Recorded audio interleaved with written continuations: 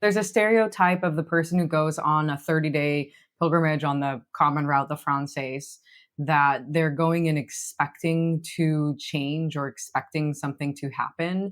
And it's really normal because that's what a lot of media shows you about the Camino, is that you're going on it for big change or to get a new perspective. And if you're walking any of the main more crowded routes, most of the people you meet are kind of going through some kind of transition, or they're maybe younger and they don't know what they want to do with their lives for a career and they want to think about it, or they're older and they're going through a divorce or the death of someone in their family. It's very common, but a lot of Spaniards that we meet are the ones who have been many multiple Caminos. And at that point, that's like the same as us. It's you do it because you love the way it gives you happiness and that space in your day. And I think the Camino for me is something that's just like, it tops me back up. It doesn't change who I am fundamentally.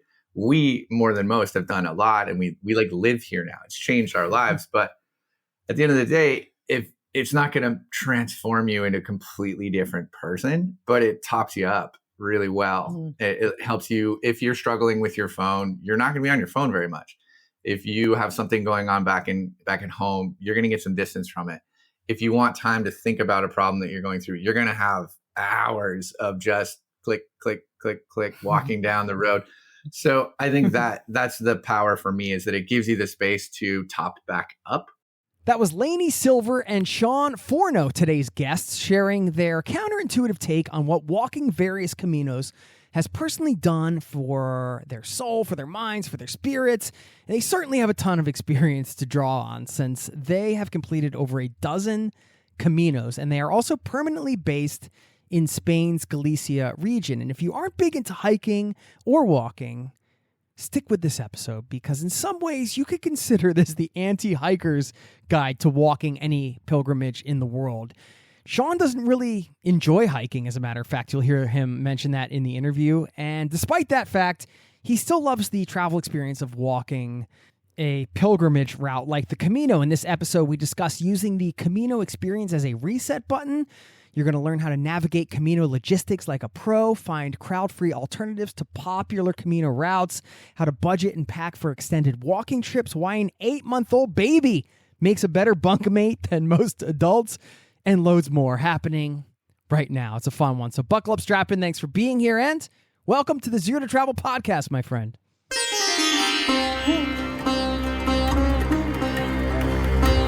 You're listening to the Zero to Travel podcast, where we explore exciting travel-based work, lifestyle, and business opportunities, helping you to achieve your wildest travel dreams. And now your host, world wanderer and travel junkie, Jason Moore. Hey, it's Jason here with ZeroToTravel.com. Welcome to the show. Thanks for being here, letting me bring a little travel into your ears today. This is the show to help you travel the world on your terms, to fill your life with as much travel as you desire, no matter what your situation or experience. Living up to the intro to the show today, no matter what your situation or experience, I think you're going to get a lot of value out of this one in terms of learning about the experience of walking a pilgrimage route like the Camino De Santiago, the Camino Francaise, and some of the other ones we talk about today, which, by the way, some hidden gems mixed into this episode as per the usual walking adventures. To me, I think about the slow pace, the joys of witnessing an ever-changing landscape and being disconnected, and doing it in this very sort of lackadaisical, meandering kind of way. The space to let your mind wander, the utter exposure that keeps you in constant touch with locals along the way, no matter where you're walking. A pilgrimage like the Camino is in some ways a singular travel experience, and you're going to walk away from this one with plenty to help you plan your first or next walk. Again, even if you don't really love to quote-unquote hike. Now, a quick word before we dive in about our guests.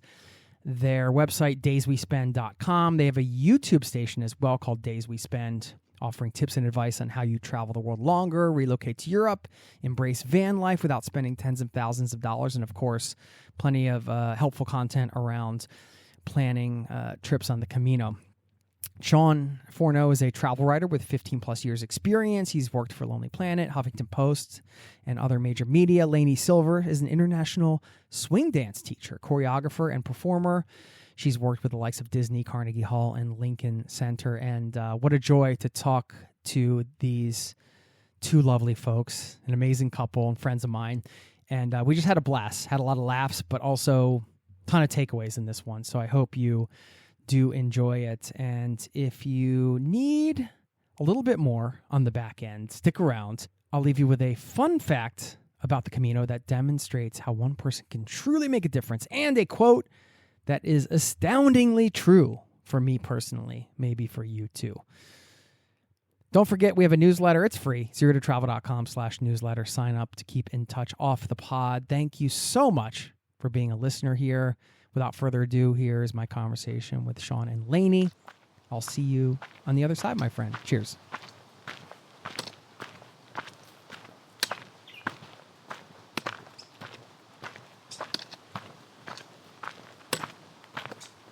Shawn and Lainey, welcome to the Zero to Travel podcast, my friend. Good to see you both.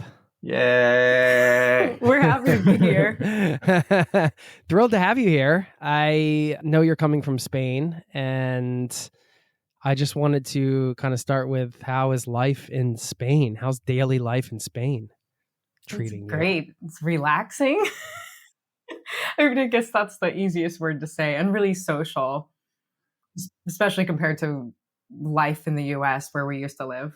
It's filled with ham. We just finished. Lainey won a leg of ham. A front leg of ham. Because Spain's amazing. And we're like, ha ha ha, we won a leg of ham. And then we actually had to eat the thing, which took way too long. I love ham very much, but it was like literally too much of a good thing. So we just finished that like 2 days ago, and I'm very relaxed now. This ham was this like weird, delicious stress ball in our kitchen where I was just like, I got to make progress. We got to make progress. We got to get through this ham. So daily life was like walking into the house and being like, I smell ham. Everything smells like ham. Right. Yes. Insert any hamming it up jokes here. Yeah. So that's been our biggest problem for the last couple of weeks, is like too much ham. So life's going great. We love it here. That sounds rough. It's just, I was thinking, like, I don't know why I got a flash of Uncle Buck. Have you ever seen the movie Uncle Love Buck? that when he big eats the pancake, giant man. steak. That's like you guys with the ham. You're like, we got to power through this. My wife won half a moose once. So, Oh my gosh. you know, I'm not a stranger to winning like a portion of an animal, I guess. Yeah. Novelty regional meats. So that's our new spin-off podcast. It's going to be called Novelty Regional Meats. Yeah, it's a very niche audience. Well, Shawn, I know you pretty well. I mean, we've known each other for years now and running in the same sort of travel circles in some ways. But I wanted to get to know Lainey for a few minutes, if that's okay. Lainey, you mentioned this being a lot different than your life in the States. Like, where did you grow up? What was kind of the life before you moved to Spain? And what was the vibe there? Why did you leave? Well, I'm from a really small town in California. It was really small when I grew up there. Now it's actually quite popular and touristy. And Which town? It's called Paso Robles. Okay. But if I was truly Spanish, it's El Paso de Robles. But us locals just say Paso or Paso Robles. So that's where I'm from. It's like wine country, and there's lots of fine food and dining in that area. But when I grew up there was one restaurant, and when we got a Sizzler that opened up there, it was a really big deal. Like I remember when the Walmart opened in town. So I moved to New York City for college to get away from small town, and went to the biggest place in New York, the biggest place in the US. And that's where Shawn and I met. Was many years into living in New York. We met there. And Mm-hmm. we met because Lainey is a dance teacher and I took a dance class. Yeah. Yeah, this is very salacious. You guys, it sounds like there's those dancing movies. Mm-hmm. I don't know, where the instructor and the, is this like your own romantic comedy? Yeah, I was baby. Not even a little. Shawn took my class. I think he noticed I had a nice butt, and yeah, this was told me later. Nice. And then it was like a year after he took my beginner class, and we'd actually realized how many mutual friends that we that we have in common. And so then he asked me out about a year after that. Because if he was still in my beginner class, I would have just automatically said no. No. Lainey's an incredible swing dancer and swing dance teacher. I didn't hit on her during my beginner class. That's not a powerful move. But it was fun to watch you teach. You're an awesome dancer. So yeah, that's what she was doing in New York for. So you were living the New York lifestyle, but then you weren't satisfied in some way? Well, what a good question. Yeah, it's a good question. I loved life in New York. It's just at some point you get really tired. You get tired of the hustle and you get tired of working all the time. And I loved my work. I was teaching and performing dancing full time, and I would travel a lot for that job. And what I loved so much, and part of what I was drawn to that job, was so that I could travel and that I had the flexibility in my life to go different places. And I feel like ever since I was a kid, I always dreamed of living in Europe. It was always this idea of like, I'd love to spend a year abroad or, more than that and just see what it is. And I guess when Shawn and I met, it was one of the things we talked about on our early dates was living abroad and also walking the Camino de Santiago. And that's a year after we started dating. So this was in 2017, we walked our first Camino de Santiago. And that gave me a whole different perspective on Spain. And I kind of realized that as much as I loved dancing and life in the fast city and like energy and staying out late, I really appreciated the opportunity to slow down. And that kind of brought me back to kind of who I was as a teenager. I used to go hiking all the time and I was outside all day. And I just realized like, that's kind of missing from my life right now. I can still be a dancer, but I don't have to do it in New York. And I kind of started wanting to phase it out a little bit. As you get older, it's harder and harder on your body to be on your feet for 8 hours a day or plus more, and to be kind of at the whims of what other people want for performances. And I kind of knew I wanted to turn it from something full-time into something part-time, or more back into like a hobby with just a little bit on the side. And so eventually Shawn and I decided we would leave New York, and we would do that with a round the world trip. And so in June 2019, we packed all of our stuff, sold everything, and left New York and embarked on a big round the world trip. And kind of the impetus of it was where I wanted to teach dancing in different places. So I actually reached out to a bunch of people in my network, and I set up different dance gigs and teaching opportunities in different places in Europe and in Southeast Asia and in Australia. And that was so exciting. So that's what I always wanted to do. I was kind of like, I'm tired of waiting to get hired, like for the places I want to go to. Why don't I just do it myself? Yeah. It was a really cool way to, if you can plan a trip around communities like that, it makes the trip so interesting because you can throw a couple of darts on the map and be like, all right, well, I'm doing a teaching lecture here. I'm going to a writer's workshop here. And then the trip, they kind of crystallize around these points. So there's flexibility in between, but in November, we're going here for 2 weeks. And then you meet all the people there and they like want to show you their city. It was a really great way to do it. Yeah, I remember we were in Spain in June. It was like the first 2 weeks of our trip. And I got an email from a dancer in Saigon. And she was like, oh, hey, can we jump on a call? I want to hire you for this event, but I've never met you. I need to know that you're like a nice person. So we jumped on this call. And we didn't get the job. No, it went amazing. And she was like, well, are you free in September? Do you want to come to Vietnam in September? And we just said, okay. So that's how we ended up in Vietnam in September. And that kind of, things like that were anchor points of the trip. And I mean, that in that case, we ended up staying with her and her family for a week. Nice. And it was amazing. We whole different appreciation of a place because the local is like, okay, well, we're going to go get sandwiches here. This is where I go all the time. She's like, here's my moped. Get on and follow me through Saigon traffic. Let's ride. They had a coffee shop in front of their house. So every morning it was like, here's the coffee. It's in front of our house. Yeah. What a great way to get plugged into the local scene and end up, I'm sure, at places that you never would have if you weren't plugged into the community like that, like you guys, like Shawn mentioned. So that's a good little thing to pull out, I think, for anybody listening. If you can, like you said, build a trip around these anchor points, I think was the term. Yeah, it can be anything. Gardening. If you're a big gardener, find other gardening communities and be like, I want to learn how to grow squash at this latitude. And then they'll show you. Yeah. There still is the exchange of knowledge on a human level. still supersedes Google, I think. You know, you're going to learn things that you can't learn by Googling around. Do you guys remember the moment that you fell in love with hiking on perhaps another level? Is there a moment that stands out? You talk about Yosemite a lot with your mom. Yeah, I mean, I used to go hiking every summer with my mom in Yosemite. We would do either one-day hikes or occasionally overnights. And it was always something I just really loved, was hiking. And maybe I associated with time alone with my mom, because I'm a twin.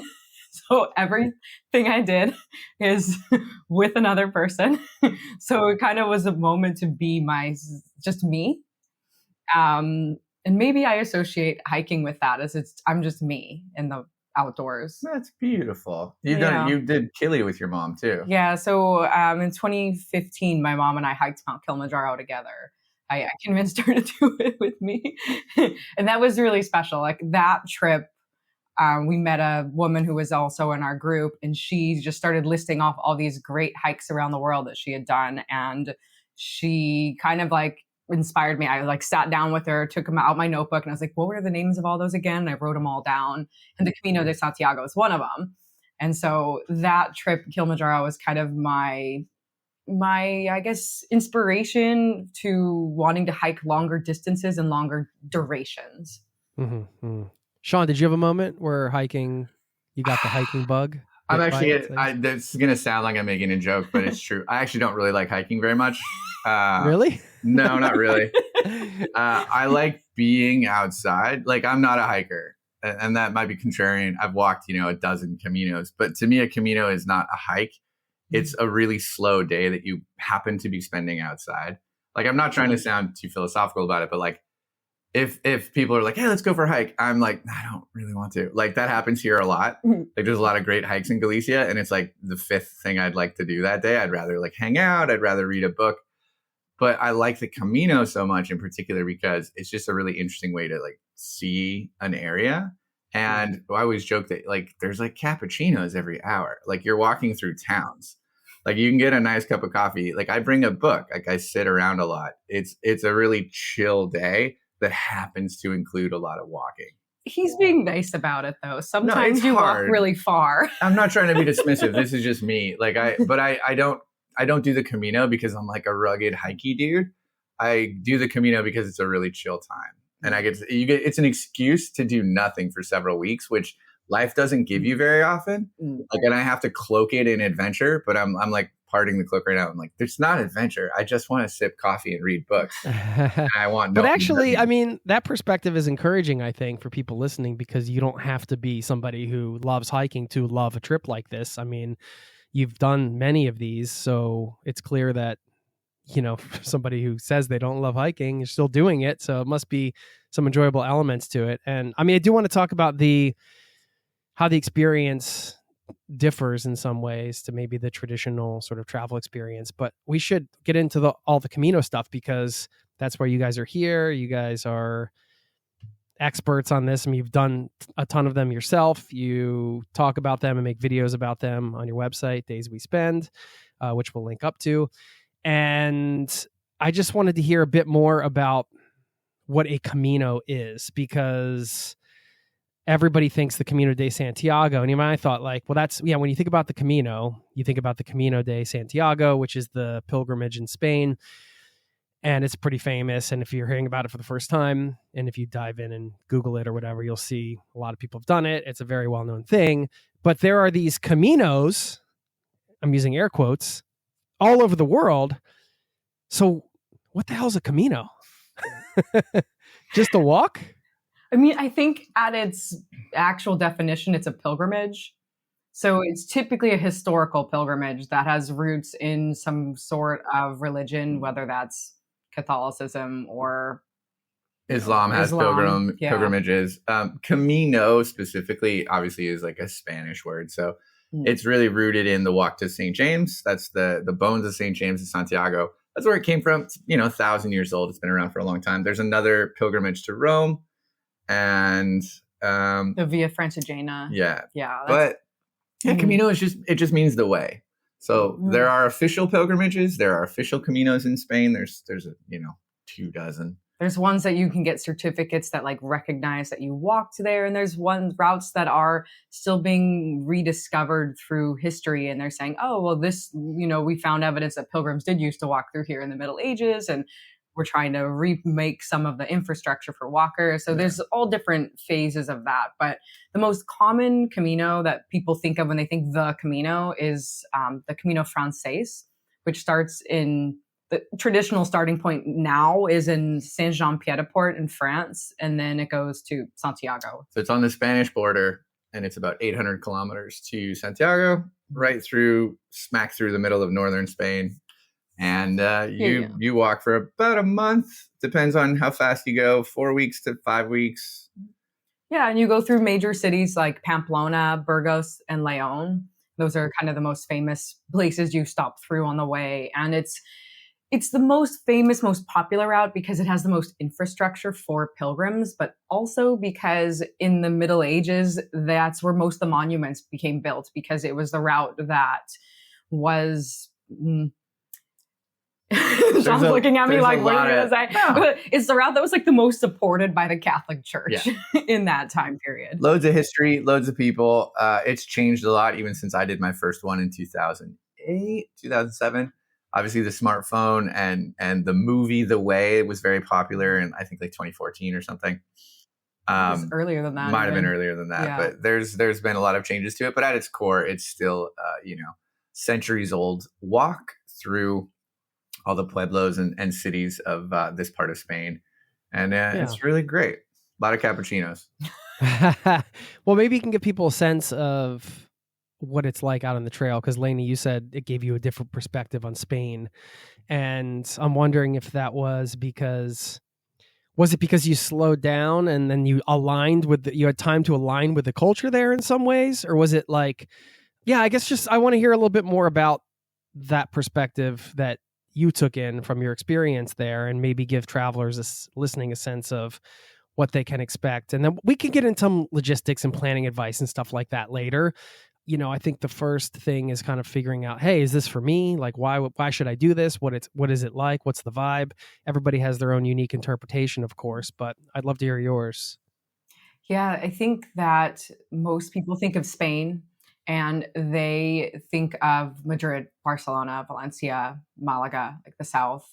And those are all great and beautiful places, but it's not necessarily indicative of Spanish life everywhere. And I visited Spain when I was 15 years old on like a school trip for spring break. And we did, I want to say 7 or 8 places in like a week and a half or something. It was way too fast. And that's so typical of people doing like a bus tour travel, especially back in 2008 or no, it was even earlier than that.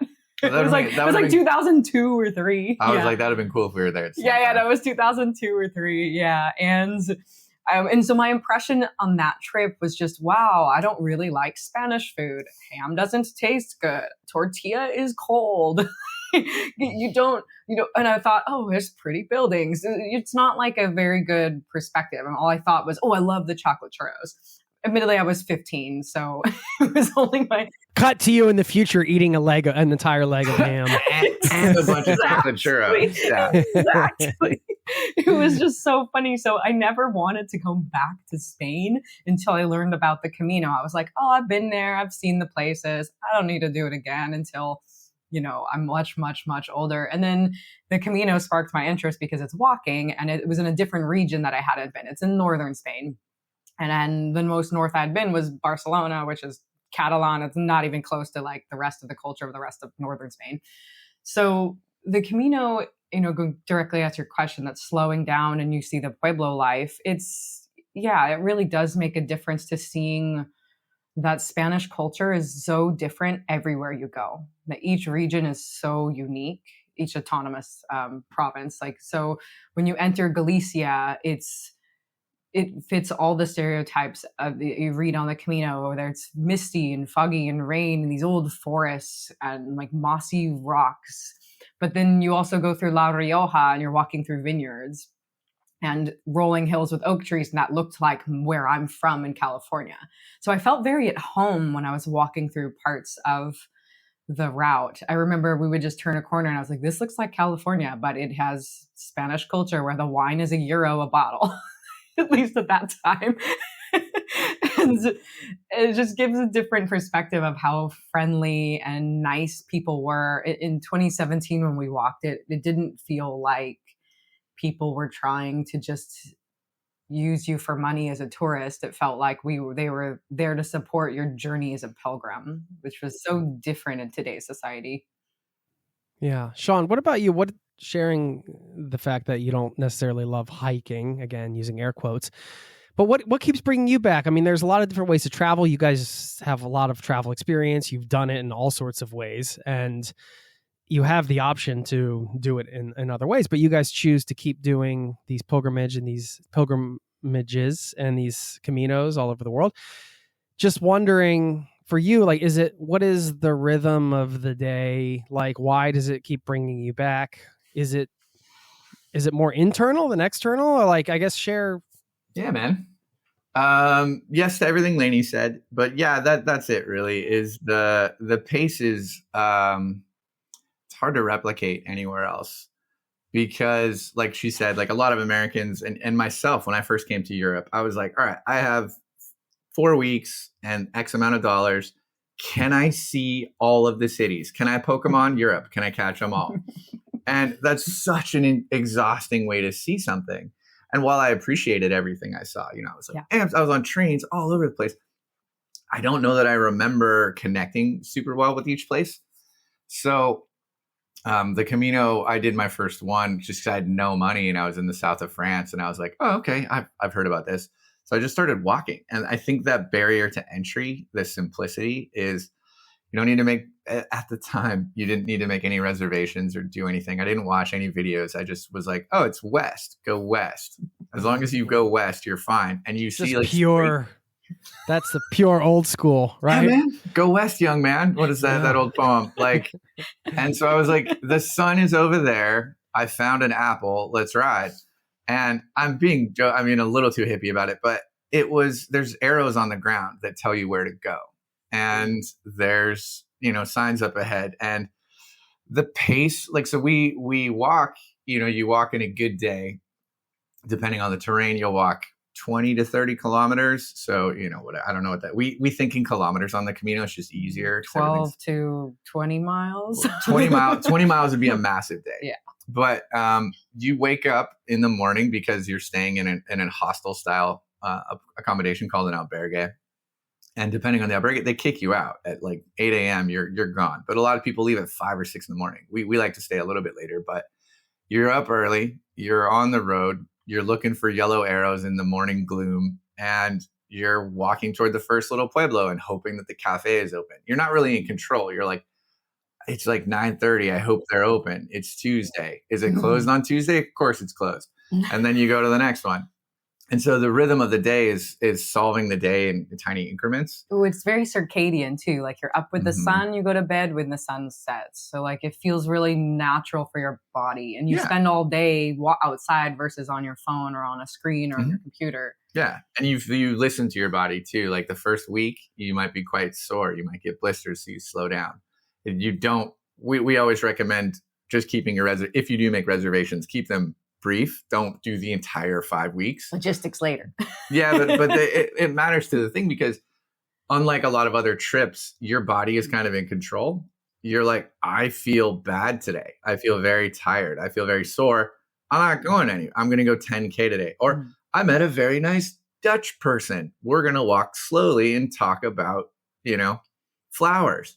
It's something where you are open. You're more open to serendipity.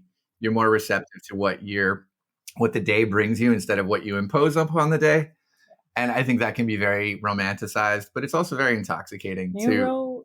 Shawn wrote like a little poem, and we turned it into a video called "The Camino is a Reset Button," and that I think really embodies your thoughts on. Yeah, it's just wash, rinse, repeat. You wake up, you walk, you eat, you talk, you sleep. It's very primal. You're just listening to, I'm hungry, I'm tired, I'm sleepy. Like, it's Yeah, great. you gump it. You go, yeah. You do. Gump It's it. it's Gump very it up. much that section of the movie. Yeah. And you step in poop too. I watched the video with the reset button, and it was interesting because I went on Wikipedia just to look up pilgrimage. And the first sentence is: a pilgrimage is a journey to a holy place which can lead to a personal transformation, after which the pilgrim returns to daily life. A lot to unpack there. And, there's the return to daily life part, which we can talk about a little bit later, what it's like coming off of these things and kind of adapting back to the society we live in, which is a bit more faster paced, shall we say. But, on the personal transformation side, I'm just wondering, for you guys, having done multiple Caminos and pilgrimages around, a lot of people that go and do the Camino De Santiago they're going with this intention of some kind of transformation, or at least open to it, right? It's perhaps like, it's very hard to get this amount of time off. They've been able to do it. Maybe this is something they've wanted to do for a long time.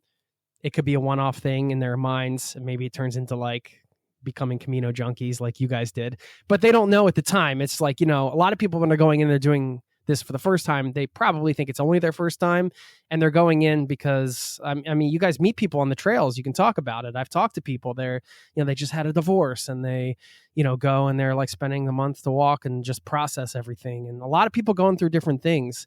I'm just wondering, what's your experience encountering those people? And also for you guys going in to these walks, I'm sure it's a lot different going on like your 8th, 9th, 10th one. It's just, maybe it's more of a travel experience, but is there an element of, I wonder is there going to be like a transformation here? I'll speak to that really quickly, and then you can let me know. It's interesting too, right? Because I think that I completely agree with everything you said. Is a lot of people are in a transition, and they're curious about the Camino and what the Camino can do for them and how they can change. And I think it is transformative, but I would actually characterize it a little bit differently. I recently heard a podcast where there was like a happiness researcher, and she's like, it's a very froofy topic, but it's a real thing. And she said, a lot of people are like, how can I become more happy? How can I become different? And she said, the reality is happiness is a lot more like a flat tire. You just kind of always have to keep refilling it. You top it up with little interactions. You top it up by reading a good book.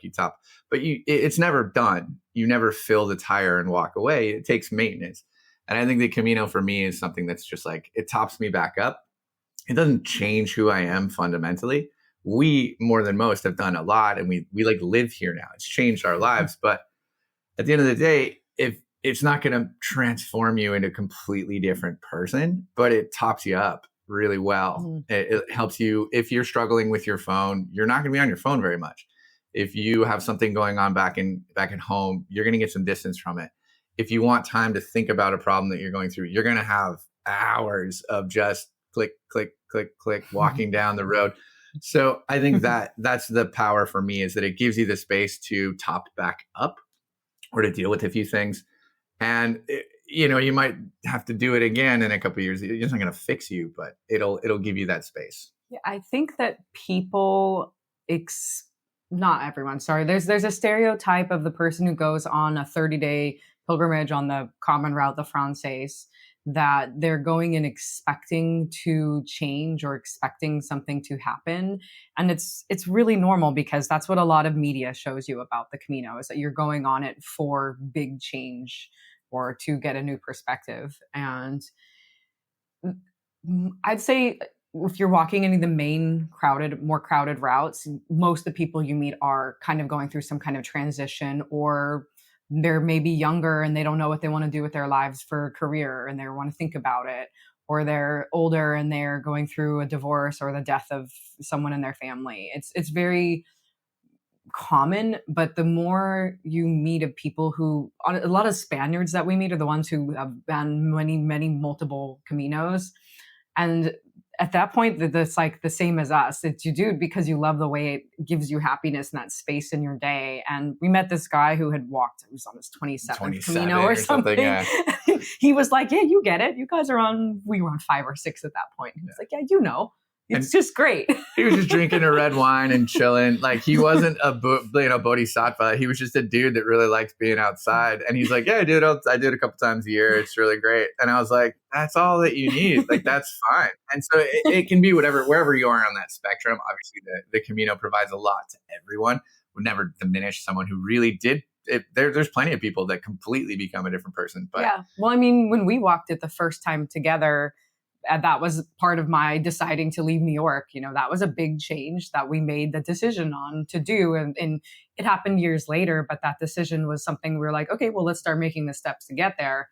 And that was, you know, we had the time and the space to think and talk about that. Yeah. Okay. I just think it's a fascinating juxtaposition thinking about pilgrimages historically rooted in religion, and the transformational element was really a strong part of that because it had to do with, you know, that's why you were on the journey. You were undertaking a journey to a holy place. And then thinking about a modern day pilgrimage, which is more of a travel experience and more, I would say, in some ways, people separating themselves from like the religion of consumerism or the religion of Western society or whatever. Like, it's almost like just returning back to just being, I don't know, human. For lack of a better. So we talk about that rhythm. Your body is in the driver's seat. You're like, I'm tired. I'm hungry. Yeah. It's wet outside. I got in a fight with someone. I don't want to walk with them. Like you're incredibly thrown back on. That rewinds the clock 800 years. Yeah. To where like when the sun's going down, we should walk faster. When's the last time you said that? It's like the sun's going down. I need to drive faster. That's nothing. So in a very real sense, it does reset the clock. But it's, you know, yeah, you could say it's the hero's journey. You're leaving the familiar. You're going out somewhere else. You're meeting all sorts of people. You meet people all the time, everywhere. Yeah. I mean, for me, when you walk into that final plaza in Santiago, like it's just feeling part of a 1,000-year-old tradition. Like it's just something so spiritual and interesting to think that there's been, you know, 1,000 years of people doing something very similar, if not the same thing. And that's so, I don't know where else you can kind of feel that besides pilgrimage. Do you feel that energetically on some level? Yeah. I mean, I cry every time we walk into the plaza. Like there's something that just kind of comes over me. And it's, yeah, I mean, it's in a way, it's very spiritual for me. Shawn is normal. I go get a coffee. But I'm always happy. You guys compliment each other. Do you think that if a policeman pulled you over for speeding, you could tell them that you were trying to get home before the sun went down? That's Do you think it. That would work? I'm on pilgrimage, officer. Please let me go. Put a stamp in my passport and let me ride. No, I like the reset button visual because in my head, you can just imagine that. And that gives you the opportunity. Yeah. I mean, if you are putting sort of pressure on the idea that you have to have some kind of big transformation going into it, perhaps that's a bit much. But with a reset button, you're like, oh, I could play this game. I can just finish it up and then play this game again. Or I could blow on the cartridge and put another game in. Yeah. Expecting for all you old school Nintendo fans out there. Dude, you hit me where I live. Yeah. I would say if you're looking for advice from us, which whatever, but it's if you're expecting this to be the most important thing you've ever done, you're putting a lot of pressure on something, and it may very well be. But I've found it's like if you're trying to recommend a movie to a buddy, you undersell it. Just be like, yeah, dude, it's fine. Don't worry. Like, you should see it. Don't tell them it's the best movie they've ever seen, because they're going to go in and they're going to be like, oh no, it's not that great. Like we have an expectation bias, so I like to keep things simple. Yeah. I really think that when people go in with the expectation it's going to change everything in their lives, you're setting yourself up for something that's not there necessarily. You're maybe reaching out too much to the people around you and expecting them to help you change rather than just letting the day unfold, letting the journey unfold and seeing how that happens. Because stuff's going to happen to you. A donkey tried to eat her hiking pole. Like you're going to get lost. Like you're going to have so many stupid stories. Like they will find you. You don't worry about it. You will have stories, adventures. You will meet characters. You'll meet friends. We have lifelong friends. We met two of our best friends on the Camino where they met each other and they're married now. Their whole life is completely different from the Camino. So it'll happen. Just relax and keep filling up the tire. Like let the day take care of itself, because surprisingly cool things happen when you relax. Yeah, there's like a really, common phrase in any kind of hiking community, which is like the trail provides, but on the Camino, it's like the Camino provides. And in some ways, I almost think it's a little too fruity. Like people are like, well, too I'm woo here, woo you should for just you. provide. Yeah. Yeah. But the base line of the thought is really nice, where like, just be there and be versus having expectations, because what you need will happen by just being there and being receptive to what the day brings. Yeah. All right. Well, let's get into some planning advice. I want you guys to help, not just the logistics of booking the trip and kind of figuring it out, but can you share, based on your experience out on the various Caminos, the various pilgrimages, can you highlight a few different routes and for a few different lengths of time? Like maybe not everybody gets a month, maybe some people can only get a week. Like, is it worth doing it for a week or 10 days? What's the a la carte menu for various types of travelers? Like the one that's working a full-time job that can get away, fly over to Europe and maybe do one for a couple of weeks, versus somebody that has more time. That's a really good question. So yeah, there are various routes. We've walked, I want to say like 8 of the routes. We've walked the Frances a few times. But the Frances is the classic route. But if you don't have roughly 30 days, it's also the most popular route. It's become very, very popular in the past years. So when I say the Camino de Santiago, that's wrong. It's actually the Camino Frances. Camino de Santiago, it's the Camino Frances. Camino de Santiago, it's a network of pilgrim routes that generally all end in Santiago. But there are Caminos de something else's that also end in different places. Alternative routes that go to different places, but are still part of the overall network? Is that right? What you Alternative routes that go to Santiago and alternative routes that go other places. We actually did a few of those. Well, I think the number one thing is no one has to finish a route. You can do it in chunks and in pieces. Like an example, we were in France walking what's called the Via Podiensis, or the Chemin du Puy, and that eventually does meet with the Camino Frances. But it's a route. We met this group of women, and they every year walked 1 week together, and then the next year they would pick up where they started and keep going. And they were really like, I think they were on their 4th or 5th year when we met them. It was so cool. It was so sweet. Like every August or September, whatever it was. They're like, August. Every August we spend a week together and we put our clothes back on and we stopped in this city. So that's where we start. And they're just kind of caterpilling their way across France, which is really cool. A lot of Spaniards will do similar things because it's so easy for them to get to places here. They'll be like, well, I stopped in Leon, so I'm going to pick up in Leon next year or 2 years from now or whenever I have the time.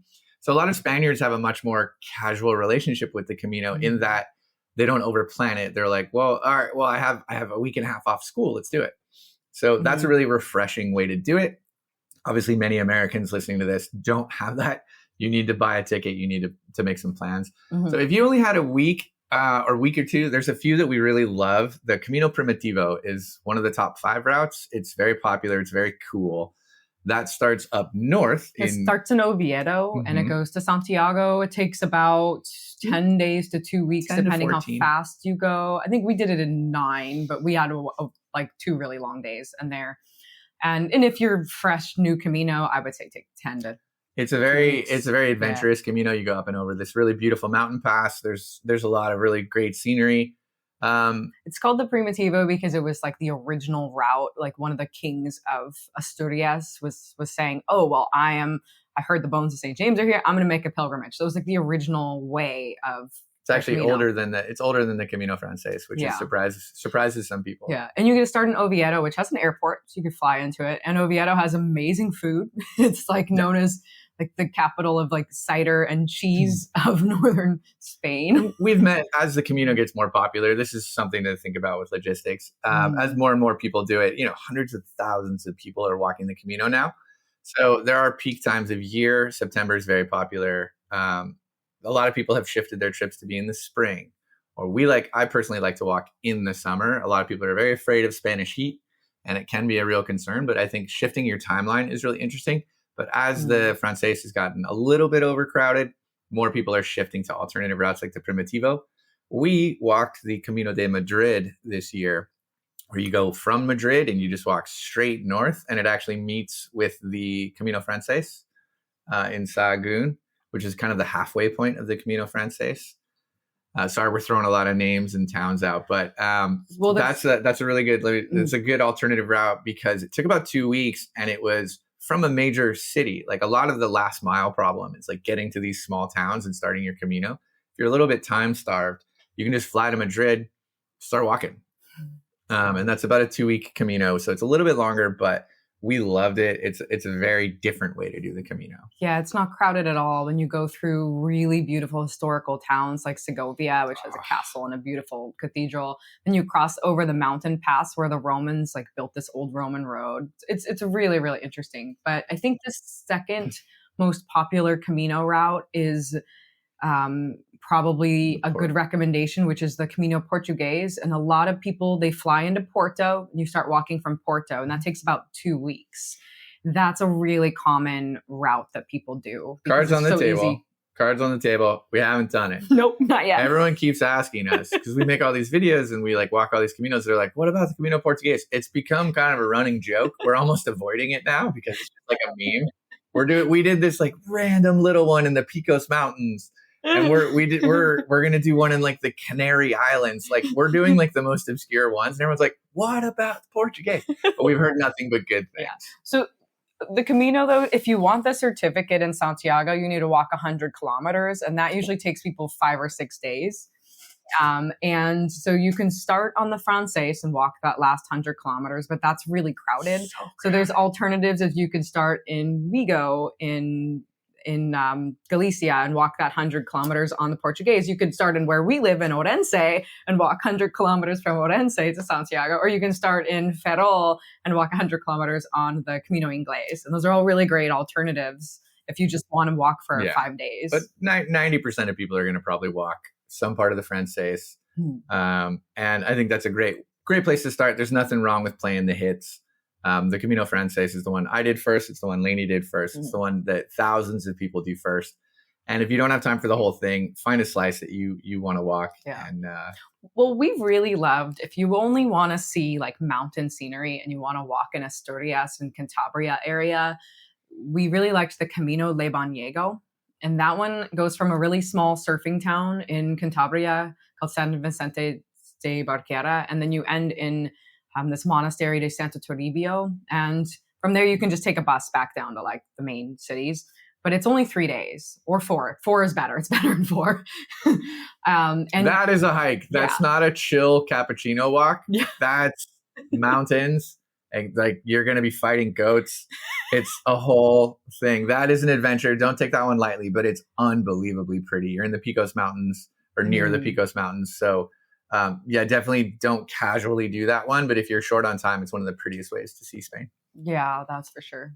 Okay, if you guys don't mind maybe putting together a list for us of some of these things you mentioned. So the idea, you gave us several alternative routes. Thank you for that. And I think alternatives to the popular thing are pretty popular right now, given over-tourism and all that kind of stuff. So are there any challenges choosing an alternative route in terms of the logistics, or is everything just easier? Because sometimes when you go to the alternative places, depending on the travel experience, that means, well, it's alternative for a reason. Maybe there's less infrastructure and that sort of thing.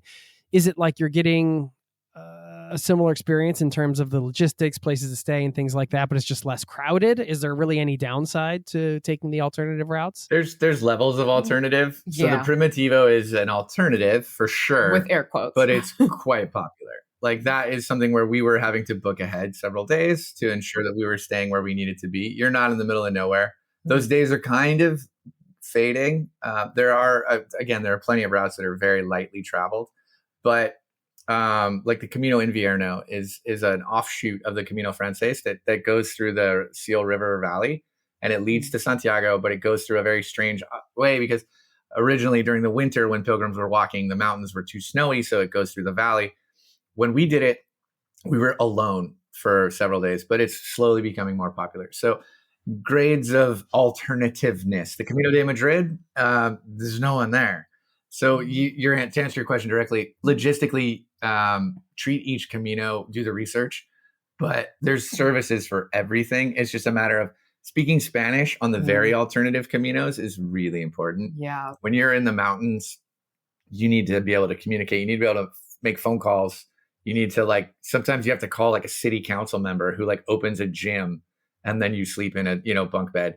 It's not as paved metaphorically as the Camino Frances. So if you're someone who's expecting, I walk 10 kilometers and there's a town that's going to take care of me, that's less. Right. Because an alternative, the town is for the people who live there. Like you're like, oops, I'm here on a Monday. Nothing's open, not even like the bar. So you have to know that ahead of time by, your guidebooks or calling and finding that out. So you need to bring your own dinner to like cook or something. And so I think the really sparse alternatives, logistically, it takes a little more planning ahead, only in a day or two ahead though, where you have to call the albergue or the guest house, make sure they're open, make sure they're expecting you. So, and to be fair though, those have led to some of my favorite experiences. Yeah. Like where you're walking through a town and that town hasn't seen pilgrims in months, and a woman will come out of her house and be like, oh, come in my backyard and have coffee with me and tell me why you're doing that. Happens. Yeah. That doesn't happen as often on the Frances because they see so many people. So when we're walking through these old Meseta towns on an alternate route and they're like, what are you doing here? You can have some really magical connections. Or the albergue owner where, he or she will have 4 or 5 people a night.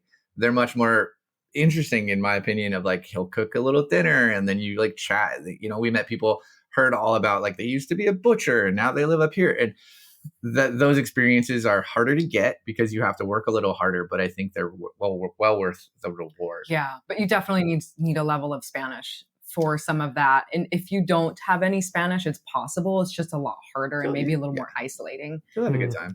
Yeah. Well, how do you tackle the logistics then? I mean, somebody's like coming out of this and they're listening and they're like, okay, I'm in.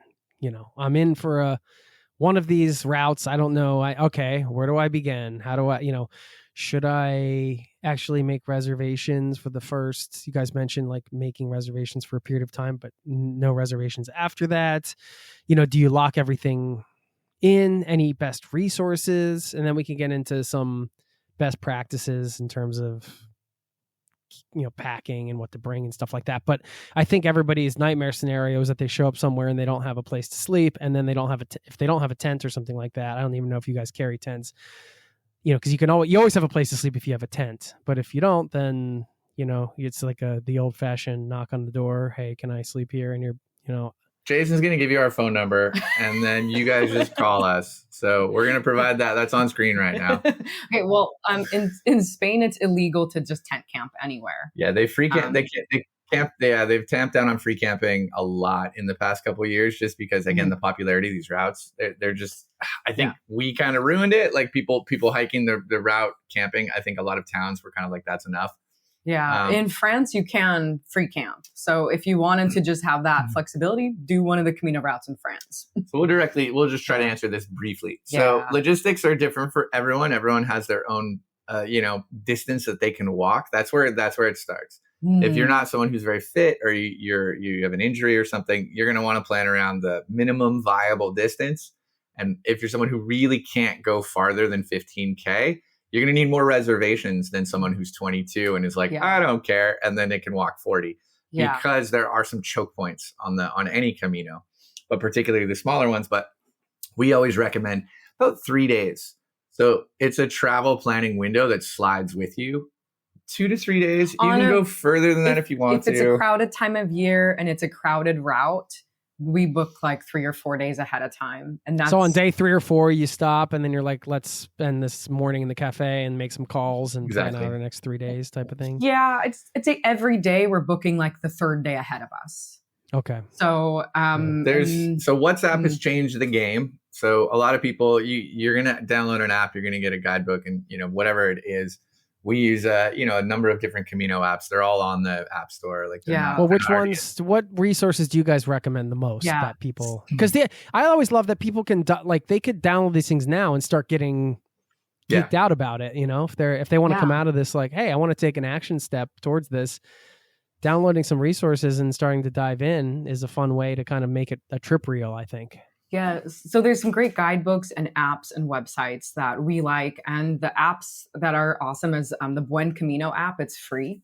and it has all the different routes on it. Some of them are more detailed than others, but it's what The they call One it. Camino app? Buen Camino, Camino. Buen Camino. Like Oh, it's yeah. And you Spanish. can, the feature I like is that you can actually like, there's a trip builder where you can like drag different cities and see the distance and be like, oh, hypothetically, this is what my trip's going to look like. And it's like 26K here, 14K here. Like you said, you can actually like geek out and plan your thing. It'll rarely work out that way. Yeah. But it's a fun tool to get you in mindset. Yeah. We also use Wise Pilgrim.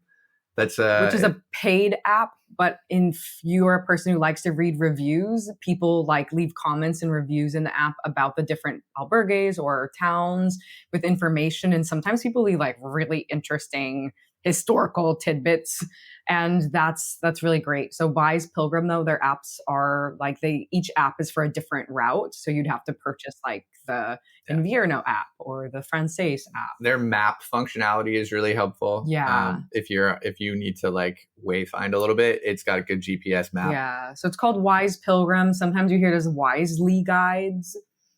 Just depends on like which, who's writing it or which kind of tier of the publishing you're looking at.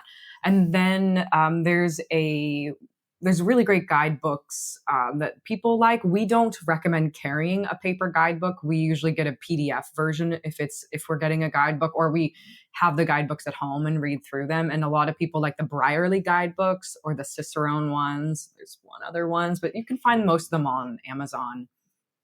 And then our favorite resource is a Spanish website called Granze. It's spelled like bronze, but with a G. And that's our favorite one. We just translate it into English or keep it in Spanish to practice our Spanish. And that's what all the Spaniards use because it's free. It has most of the routes on there and it has all the information that's generally up to date. But again, you're using you're always on your browser. It's not as simple looking as an app. They do have a map app. It's a little more crowdsourced. So again, it's a moving target. These things change a lot. Routes tend to change sometimes because of washouts or weather. So if you have something from years ago, it might not be as up to date. I would say get the most up to date stuff. But yeah, like the way that booking, it can be really intimidating if you're someone whose Spanish isn't very strong to like think about booking all these things. How do I do it? What do I do?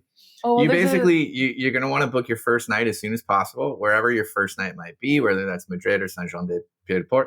When you book your flight, book your night, and you're locked in because some of the starting points can be quite busy.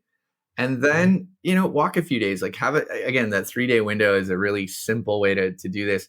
You use the guidebooks. You can call from the States, you can call from Spain, but you can also, a lot of ways, you can text via WhatsApp.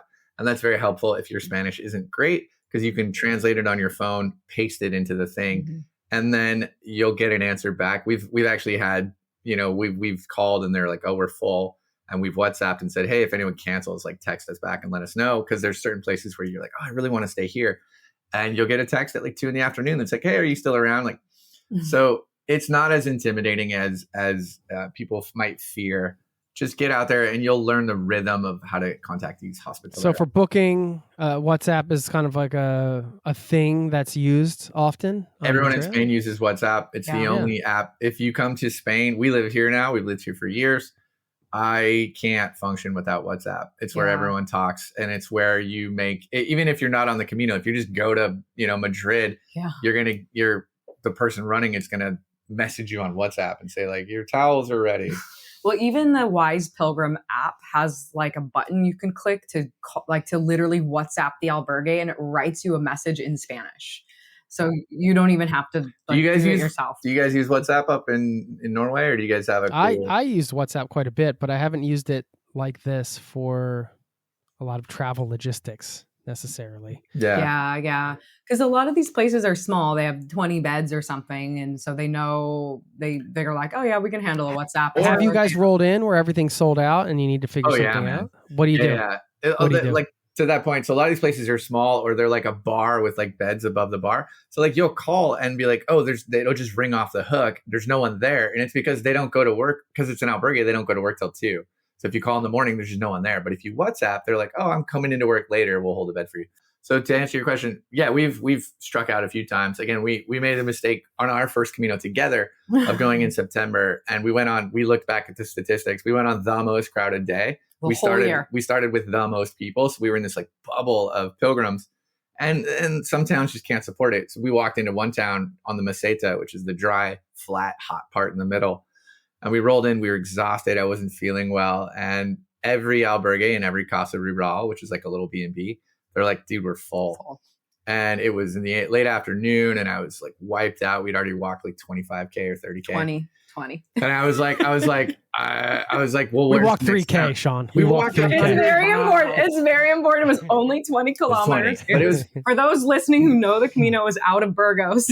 It was a hot when you go 20. to Hornillos, and you know Hornillos, if you don't have a reservation there, you will not sleep there. It was Hornillos. Yeah. I wasn't feeling good. So it felt like 1,000,000 kilometers. Yeah. And so we looked at our app and we're like, it's the Meseta. There's just nothing. Yes. And so the next town was 10K. Mm-hmm. So we're like, all right, what's 6 more miles? It's hot. I hate this. And so we just started walking, and we called ahead. We were like, hey, we're coming. At that point, I said, you're making a phone call. Yeah. I need to know we have a bed if we're walking 10 more kilometers. Our first Camino, I was a little too much of a hippie. I was like, whatever, we're fine. And that just wasn't true. And for me, I like to know where we're going. Gives me a little more peace of mind. It's again, we're always in tension with this stuff, which is really exciting. So we walk and we're alone for the first time in weeks. And I love the Meseta. I'm a big Meseta fan. Not everyone does, but big blue skies. The sun was going down. We put on some music because there was no one around. So we're just dancing to David Guetta across the Meseta. And we bumped into one group of people, these two older Korean men, and they were struggling, and we gave them some water and walked with them for a while. And again, it was one of those things that you could have never planned. We didn't want to do it, but it's one of my favorite Camino memories of just being alone on the Meseta, helping out some other pilgrims, arriving. It felt like winning an Olympic marathon when we got there. And we put our feet in this cold plunge pool that they have. It's one of the best feelings of my whole life. Drink a beer. And that's what I mean is things are going to go wrong. Like it's never going to go to plan. But the worst thing that happens could lead to the best day ever. Yeah. And that's the beauty of the Camino is. And if that had been even worse, we always say, it's a $20 cab ride. If you really, really, really strike out, don't panic. You're not in the woods. You're not actually hiking. Call a cab company and get a cab and start again the next day. And if you have problems calling that cab, just go into one of these albergues that are full and ask for help, because people are always willing to give you help if you know, like, hey, like, I can't stay here. I know that. I just need help calling a cab. And odds are they'd be like, don't call a cab. I got a guy. Yeah. You sleep at his house. And you'd be like, I don't want to. And they're like, it's already done. And then they're in a living room somewhere, and then they drive you back in the morning and you keep walking. You're going to be fine. Yeah. Sounds so fun. What about, do you see families out on the trail for people with kids? Are there any that you recommend? Yeah. Yeah. We bumped into a family that had an 8-month-old with them. They were sleeping in the bunk bed across from us. That must have been relaxing. Yeah. Yeah. It was. I will say 8-month-old better than someone who snores. No, we see kids. We joke that we did the part of the Camino in France that connects with the Francés. So it was like 55 days. We walked from almost Switzerland to Santiago. And along there's a stretch there in parts of France where they hire donkeys. Well, it's a very famous stretch. It goes from Le Puy-en-Velay to Conques, and you can do it in 10 days. Some people just take, chunks of it, like 5 days at a time, and it's very popular. But families. For families, if a lot of French families, especially with younger children, will hire donkeys for a week or whatever. And there's like albergues with donkey parking. So like you're kind of locked in. And the donkeys know the route. The donkeys are like, you think you're pulling the donkey. The donkey doesn't care about you. The donkey knows exactly how far it's going to walk before it decides to have a snack. So wait, they take there's no guide. You're just like guide. A family takes a donkey. Which one is this? This is the Le Puy. So it's the Chemin du Puy or the Via Podiensis. Okay. Yeah. And it's, Send me the names to that one. I feel like my daughter would love taking a donkey on a trip. Oh, dude. Yeah. And so you guys are doing it. People would either have like the bags on the donkeys or the kids on the donkeys. No, but that's the beauty is the donkey is like, the donkey's walking with a couple saddlebags, and there's always like a 5-year-old sitting on the donkey. The most adorable one, which was also really funny, was this kid in overalls only, like no shirt, just overalls without shoes, and just like fine walking the second the like parents are like, we got to go faster. You can just see them like, we can't keep going this slow. They just pick up the kid, chuck him on the donkey, and he just starts crying. He definitely does not want to be on this donkey. How much does it cost to rent a donkey? It can't be too much. I'd know. imagine I think you probably get a package deal for the week. Jason, do the donkey Camino. Yeah. It's so funny. Can you upgrade to a horse, or I don't know what no, is that embrace now? the donk. Embrace the donk. I love that's donkeys. That's their slogan. Embrace the donk. Embrace the donk. Great slogan. Great tagline. Yes, I'm interested in that for sure. You've definitely piqued my interest there. How about any packing tips? Because you're carrying everything unless you have a donkey. Donkey. Sans donkey, we have some tips. We should mention your website again, where you guys, if you want to, the YouTube station and all, people can. Yeah, Days We Spend. Days We Spend on YouTube and dayswespend.com. Although YouTube is our primary hub. We have a few resources on our website, but the best way you can see all the stuff you pack there and everything. Lainey's done a bunch of different packing lists. I've done a few. We're on the more minimalist side. We've done it so many times that we've lightened our load over the years. Our without overwhelming anyone, because it's not a competition. Carry whatever you need. But we were talking about this the other day. You can get a lot of mileage by taking just a few bulky items out of your bag. So I would recommend just 2 or 3 things is if you can get a travel towel. We've seen people with really big regular bath towels, and that's just takes up so much room. So investing a little bit of money in a good pocket-sized travel towel. We use the Airlight travel towel from Sea to Summit. You can crunch it up into your fist, and they're awesome. And if you want to get a light sleep sack. So I don't carry a sleeping bag. I got rid of the sleeping bag years and years ago. The liner, the thin just liner. The liner. I use a silk liner. I got one here in Spain for about 30 euros. They have them in the States for, a different price. You don't need a super nice one. But you just want to layer between yourself and the mattress and the sheets. It's not that you want, you have to. They don't allow you to stay in there without having your own sheet. But that is something that's quite small. It's rolls up to about the size of a t-shirt. But is that enough in the fall? Does it get cold at night? Depends on who you are. There's blankets at the albergues. I don't mind using the albergue blankets. Some people don't want to. If you're someone who sleeps cold, Lainey sleeps colder than I do. So she sometimes will bring... I sometimes bring a blanket, like a down blanket that I have. It just depends on the route and the time of year. The last few times we walked, I didn't bring my blanket. I used the albergue blankets, or I slept with all my clothes on, and it's okay. But if I'm going in a really cold weather, or like a mountain one, I prefer to have my own blanket because I know it's nicer. It also depends where you're staying. If you're staying in like private rooms, usually they have bedding. Yeah. Or if you stay in hotels, you don't need to bring any of that. But if you're staying in the municipal albergues, which are the ones run by Spain, essentially, they don't always have blankets. And so do you bring cooking gear, or do you guys buy meals everywhere? Do you make meals? How does the food thing work? Jason, these are good questions, and I think we're forgetting the base level stuff. So this is not the Appalachian Trail. This is not the PCT. You don't have to bring anything resembling hiking gear. You don't need a sit pad. You don't need cooking gear. You don't need a torch, like a cooking setup. You're in towns. So we have lunch in restaurants or cafes. Or a sandwich on trail. A small sandwich picnic. We have coffee in the morning, or we make a little something in the albergue with a kettle. And then every evening, either you typically have the option for what's called the pilgrim meal, which is a 3-course meal, usually like a salad or a soup and a main, and then like a little yogurt or piece of fruit and a bottle of wine. Or you can go to a restaurant and get a dinner. There are plenty of people that do it a little bit more rugged than that. We've seen people cooking. I've run into people with pots. There's really no reason, in my opinion. You can cook in many albergues. Again, not every albergue is the same. Some are very bare bones. Some only have a microwave. Some have a full set of dishes. But if you're in a town where there's just nothing, there's a restaurant, there's a bar. So you'll go get a sandwich at the worst case. And we do encourage people, if you have the money, to support the local economy. Like, it's what keeps the locals there to help you, rather than just bringing your own food every single night. Like, maybe go to the bar in town, at least get a drink there. Bring whatever you need. But like my packing list is a sleep sack and a change of clothes. That's, there's the toothbrush and And stuff, some but snacks. Yeah, there's a common saying like a lot of people don't pack your fears. So don't pack for the worst case scenario, like, because you can buy it. You're going through towns, you're going through cities sometimes. And so the smaller the bag, the more less likely you'll bring too much things. Because if you don't have something, you can find it. Well, like first aid kits, we always recommend that people bring a few Band-Aids or like a roll of plaster tape and, a few Tylenol or whatever you need. Couple stomach meds. But like if you have a first aid kit that's a whole backpack, like you're going to be carrying that the whole time. And you need just enough to get you, if something happens, which, happens. I had a dog scratch me, people twist their ankles, things happen out there. But you just need enough to get to the pharmacy in town.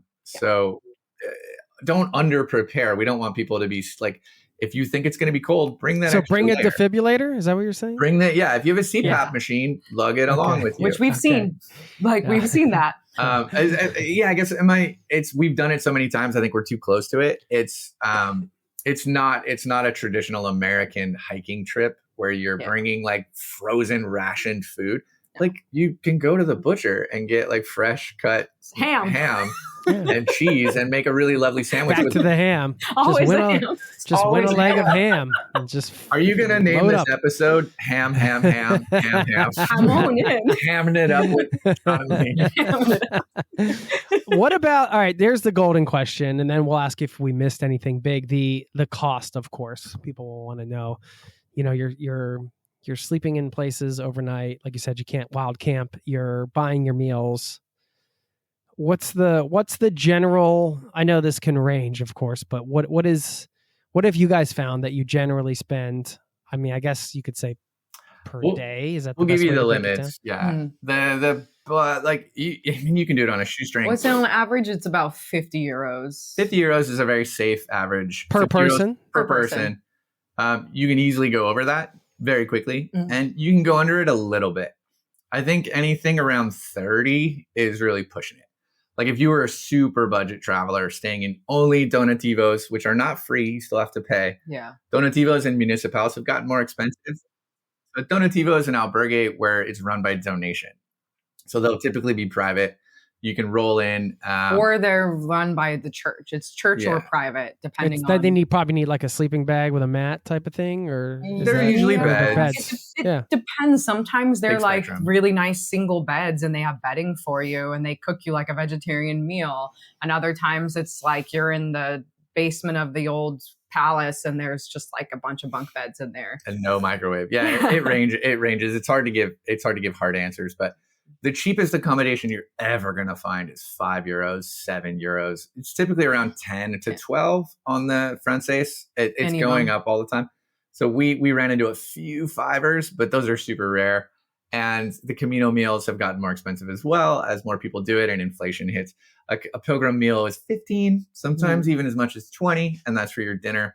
So that's what I mean. It's like you can do 30, but you're going to have a rough time if you can't expand up to 50.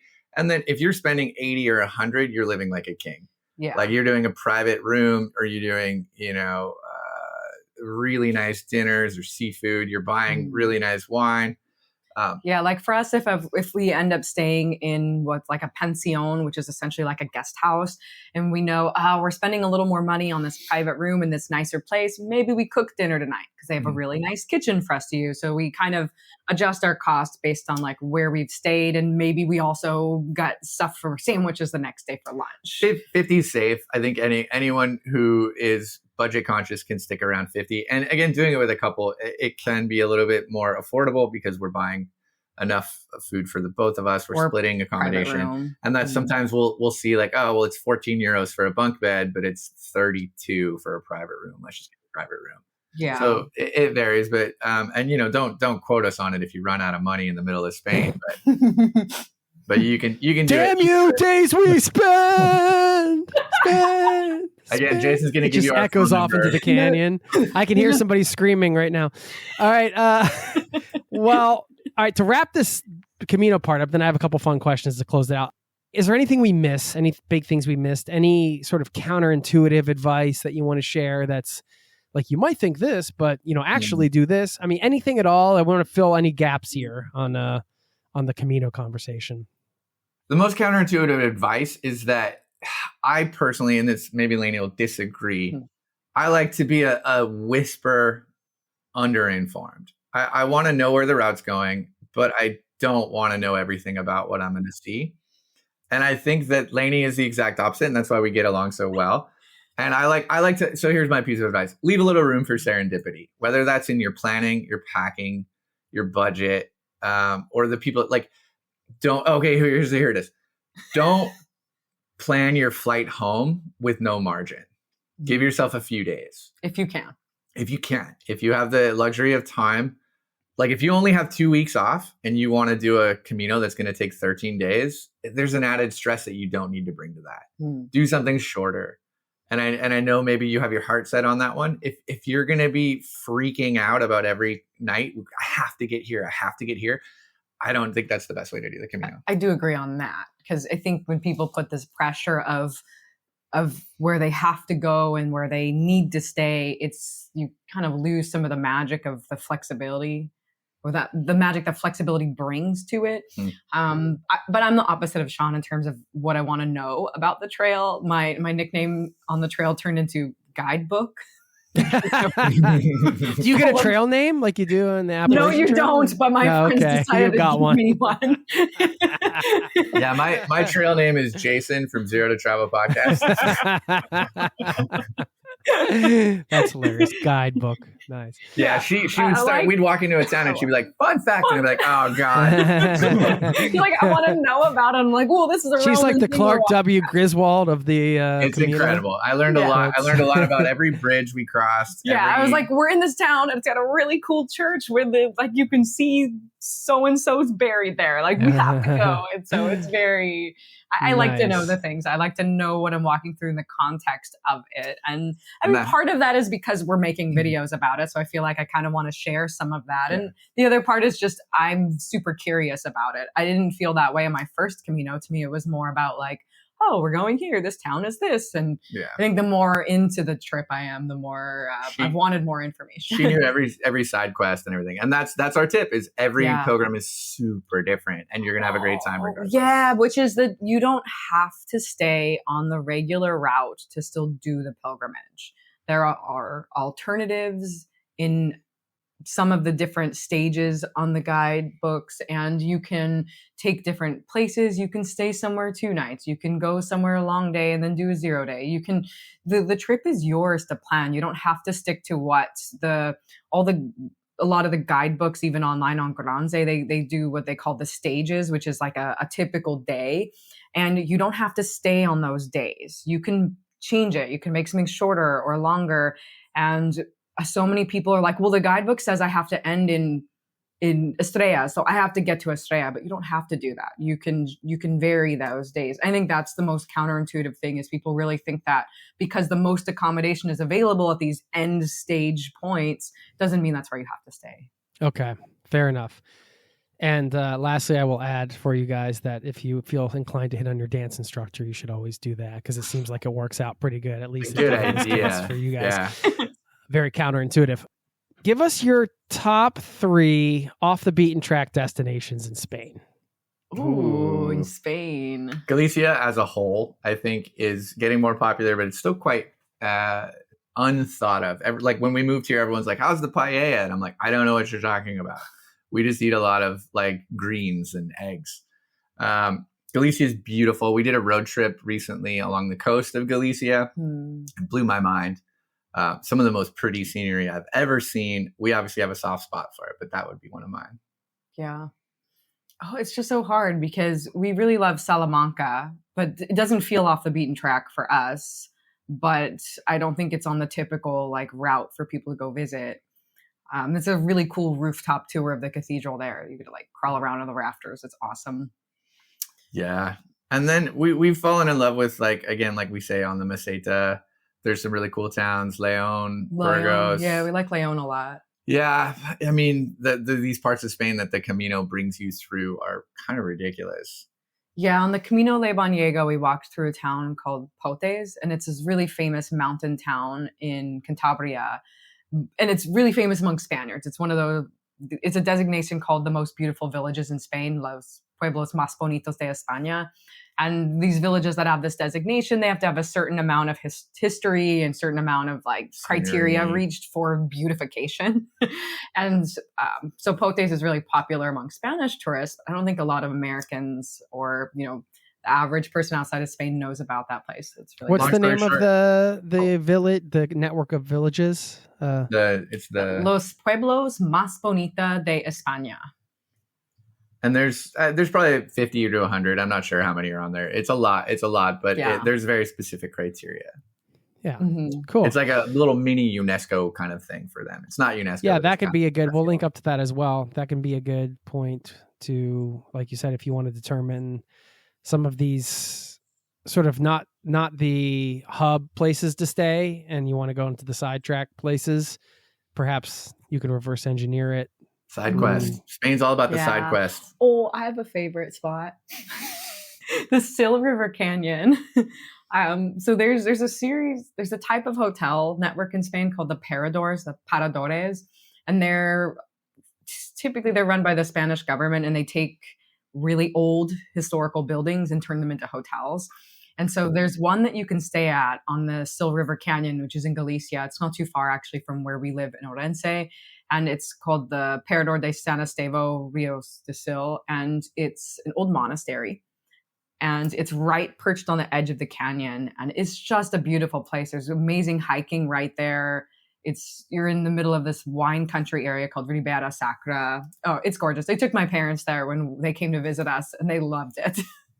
Yeah, this has been great. I mean, it's so easy to kind of sometimes think when you love travel and you're reading all the travel magazines and you see all the guidebooks and all the information online and everything's sort of discovered and, everything's over touristed. And I mean, all these places you guys are talking about, there's so much to explore. It's just a great reminder, I think, is just like an overarching thing that I'm pulling out of this conversation. And then I did want to ask you about, we mentioned Off the Beaten Track in Spain. Do you want to share a few of your favorites around the world? You guys did your around the world trip. You've done many other trips in various places independently and together.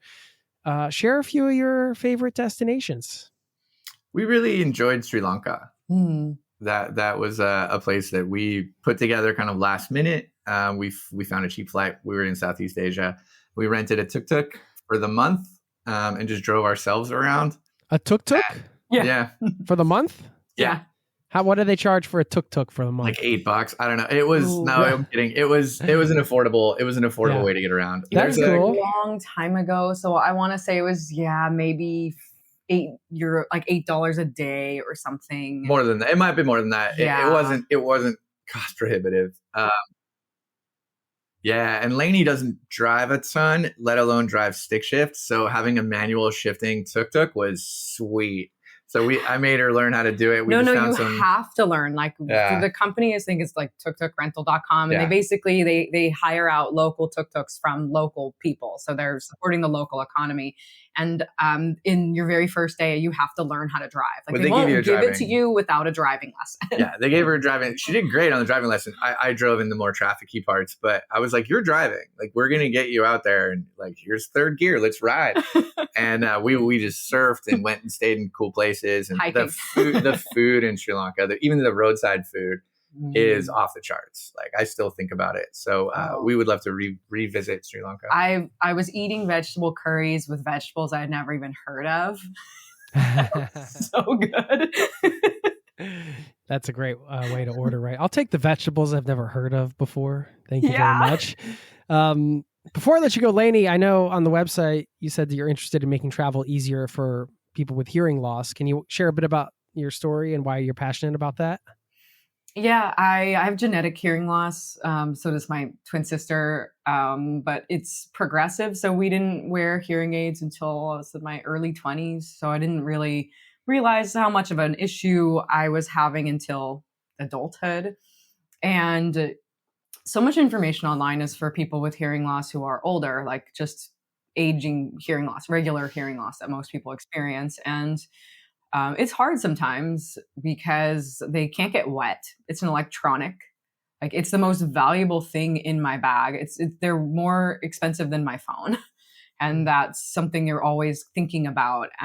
So when we did our big round the world trip, I brought a backup pair. I brought like an old set of hearing aids that I had. And that was super valuable because once I actually jumped in a pool forgetting to take out my hearing aids, which never happened, but I was just super distracted.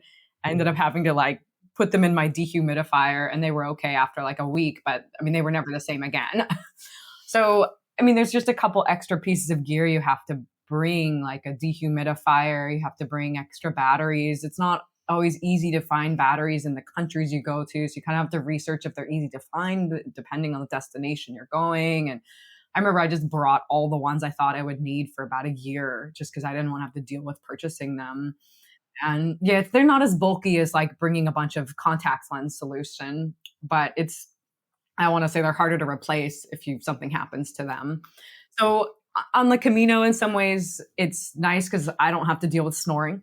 I can't hear anything at night. I think that's why. I love the positive spin. I think that's why we're together, is because I snore. And she just takes them out every night. And I'm like, you're the only person I could have ended up with for a lot of reasons, but that's definitely on the list. But, you know, in some ways, though, it's really hard to do like water trips, like especially when we were in Southeast Asia. Like we rented a kayak and I knew I couldn't wear my hearing aids on the kayak. And so I had to leave them in our hotel. And it was just like us fighting because I couldn't hear Shawn like telling me when to paddle with him. So Lainey always tries to advocate a little bit for more visibility for that stuff. Like when we're boarding a plane, she can't hear the announcement. And if I wasn't traveling with her, that'd be a really difficult thing, especially when you add another language or a garbled PA system. She'll point out a lot of times when I, as someone who has really good hearing, doesn't even think about like what a strange architectural design a space is for someone with hearing loss. Like it's really big and echoey. Or, you know, she'll be like, I have to sit at the front to wait for the announcement. Or if I can't see a screen, I'm in trouble. Yeah, like if there's no seats in the front or there are only like handicapped seats available, I have to stand and like next to the like boarding gate to know when they're boarding, because sometimes it doesn't pop up on a screen. Like they just do announcements. And when I was traveling alone, I always tell the flight attendants when I get on the plane, because I take out my hearing aids on the plane. It's too loud otherwise. And I tell them like, hey, like I wear hearing aids and I can't hear anything. If there's an emergency or like an important announcement, like someone needs to notify me. Yeah. So okay. it's thanks for sharing that. Yeah. I mean, it's great that, you know, obviously it doesn't like stop you from seeing the world, but something you have to manage, I guess. I'm sure it can be difficult at times. So I made a sign for my backpack for hiking. That's the international symbol of hearing loss, like an ear with a little slash through it. And I use it on my backpack because when we're hiking, I can't hear what's behind me because hearing aids are very spatial.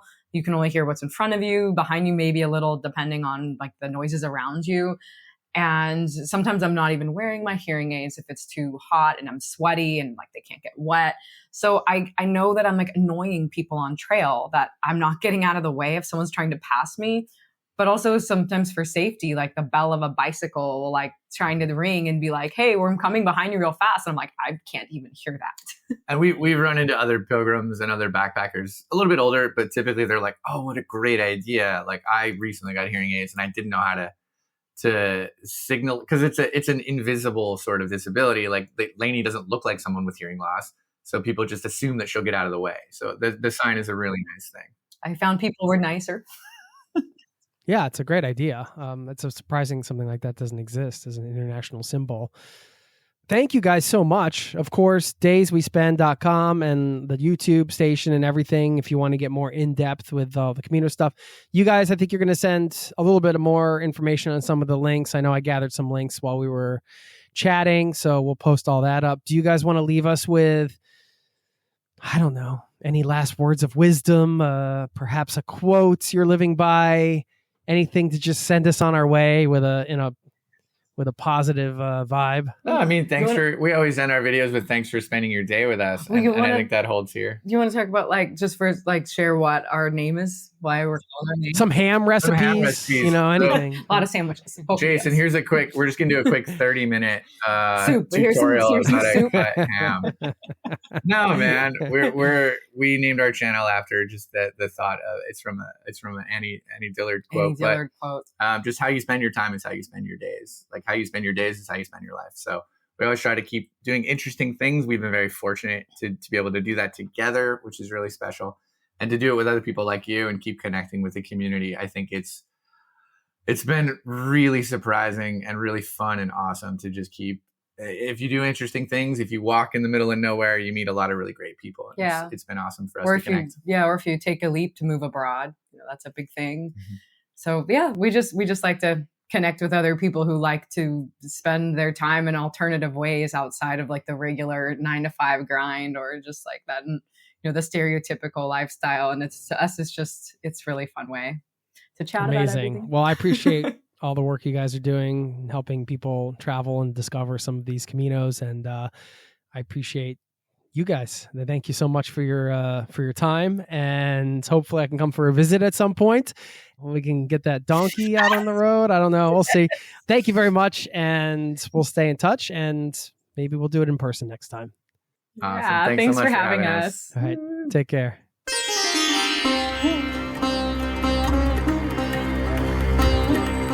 There you have it. Aren't they great? Shawn and Lainey, want to thank them for being friends, for taking the time to be on the show, offering up some wonderful advice, and of course, check them out at dayswespend.com, either the website, the YouTube station. You can find it all out there and in the show notes. Now, I did ask the old AI, what is one fun fact you can share about the Camino that most people don't know? Here's what it spit out. Yeah, spit out. I imagine it spitting out a fact as if I put money into one of those fortune-telling machines and it just spits out a ticket with information, which is kind of how the AI feels right about now for me. Anyway, here's what it said. Said the famous yellow arrows that guide walkers along the routes weren't created by the Catholic Church or any official organization. They were painted by a single Spanish priest named Elias Valina in the 1980s. Father Valina drove the entire Camino Frances route, painting arrows on rocks, trees, and buildings with his own money and time. His simple yellow arrows became so iconic that they're now the universal symbol for all Camino routes worldwide. What makes this even more amazing is that thousands of volunteers now maintain these arrows, creating an entirely crowdsourced navigation system that spans multiple countries, probably the world's longest volunteer-maintained hiking trail network.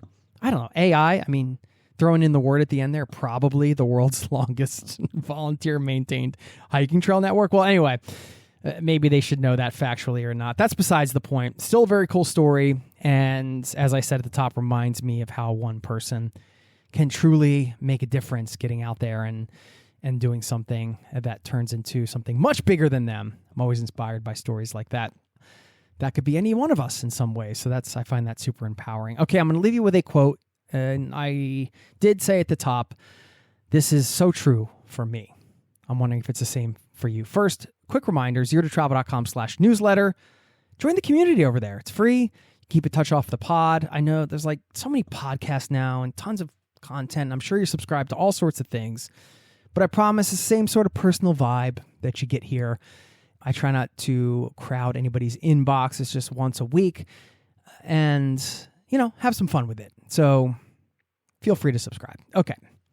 This quote from Friedrich Nietzsche, who said, "All truly great thoughts are conceived while walking." This is so true for me. I get my best ideas when I'm out walking, maybe on a light jogging tour. Not so heavy that I can't breathe and I can't even think. There's a fine line, at least for me. But man, I get so many great ideas when I'm walking. So I have to remind myself sometimes, hey, get off the computer, get out and take a walk. It's where the best ideas come from. And I think I'm going to do that right now. So thank you for listening. I'll see you next time. Peace and love to you and yours. Cheers. This podcast has been brought to you by zerototravel.com. Ideas and advice to make your travel dreams a reality.